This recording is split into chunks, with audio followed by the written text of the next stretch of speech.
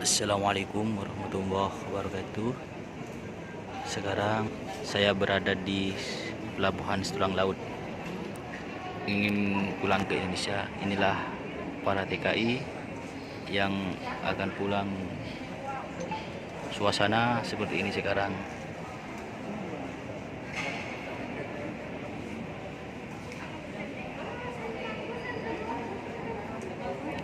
Oke lah, hanya seperti ini. Nanti kita sambung lagi. Oh, wah, antriannya banyak. Cek dokumen belum selesai.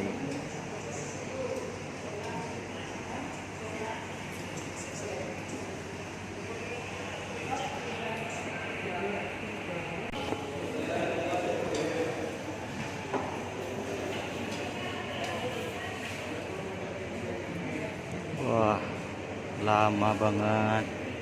Banyak yang pulang. Alhamdulillah, selama 2 jam menunggu akhirnya selesai.